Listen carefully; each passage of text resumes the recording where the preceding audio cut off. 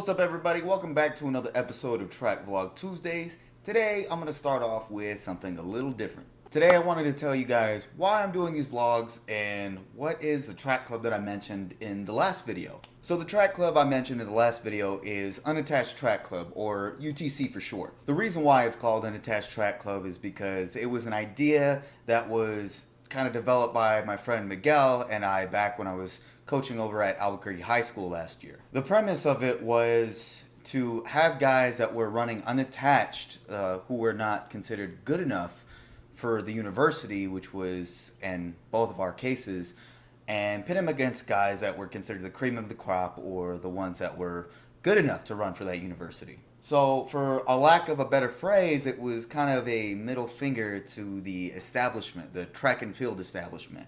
And this was going on during the election, so we were like, yeah, we're like the Donald Trump of track and field. We're the guys that are considered not good enough to win, that people are probably going to hate, but we're still going to win anyway. So as we started getting things rolling, this was around the same time that my life started going down the toilet. I get injured, and all of a sudden, my life falls apart due to my own sins, and the track club pretty much died after the month of February. After a couple months, I'm in the midst of this ankle injury that I had doing a football tryout, and this is about April, May-ish. I remember having this conversation with a good friend of mine who is working to be a physique competitor. I work as a personal trainer, and I always get the question, are you a personal trainer? Are you a personal trainer? And to me, I kind of take offense to that because yes, but I guess I don't look like a bodybuilder, so of course I'm going to get that question. So I remember going into prayer that night asking the Lord, okay, I have this injury still. Obviously, going into track has led to selfish ambition, and I don't want that anymore. Lord, I'm willing to give up my own dreams to have whatever it is that you want me to do. If it's to stay as a personal trainer and to go into ministry in that way, I'm all for it. 2 nights after I prayed that, I had this dream where I was in my warm-ups, my sweats, and I was walking on this track.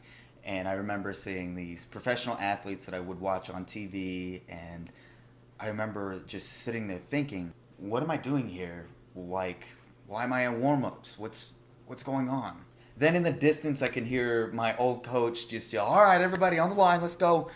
And just this tremendous amount of fear and anxiety come through my body.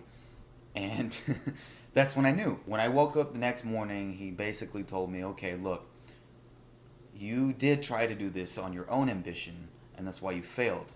But now you go and approach it with the love that I put in your heart to do this, and you will succeed, and you will glorify me. I knew that God was not done with me when it came to track. So I said, okay, Lord, well, you got to work a miracle because I'm still injured. My ankle does not even want to walk right. A few weeks later, I get this crazy thought to go out on the field and just try to stride it out, just see what happens. I go out and I stride it out, and I hardly feel any pain.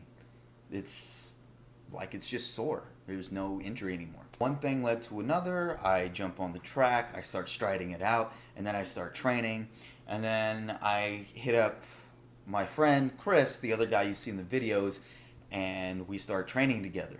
And then after about a couple weeks, maybe about a month after we started training together, I had this crazy thought. So I remember I approached Chris and I said, hey dude, how do you feel about going out and actually competing this year? I mean, we're out here working hard, why not? So I remember he sat down and said, you know what? That sounds pretty dope. Let's do it. The next training day we go out, he gets so excited. He's like, yo, I can't wait for competing. I can't wait for indoor season. That's when it finally clicked. This was no longer selfish ambition. Now, I'm not the only one that wants this, but so is he. But the more important thing was this. We were going to use this club for ministry. It was no longer just as forgive the phrase, but a middle finger to whoever.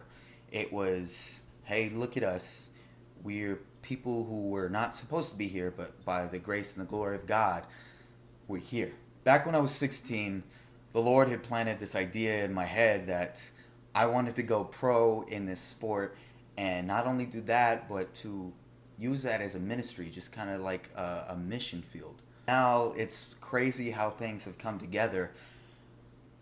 I see that vision more and more clearly as time progresses and as things go forward. So the main point of these vlogs and the main point of this track club is ministry.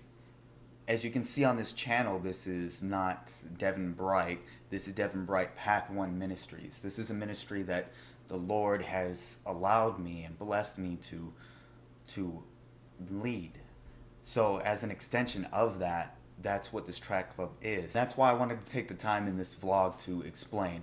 This isn't just, a couple of guys being silly on camera. This is, a team going out and representing Jesus in both our performance and our actions after the meet. So without further ado, here's the main reason why you guys wanted to view the vlog. The time trials that Chris and I did and my commentary. So we decided to do a 300 and a 150 for the time trials, both to kind of gauge speed endurance and turnover. So I'm going to be in lane 1 and Chris is going to be in lane 2. You'll notice both of us because I have hair and he knows how to cut his hair. Anyway, there are notable differences between us two. He's shorter and more powerful than I could ever hope to be. So his start and his reaction are just going to be on point, and that actually pushes me.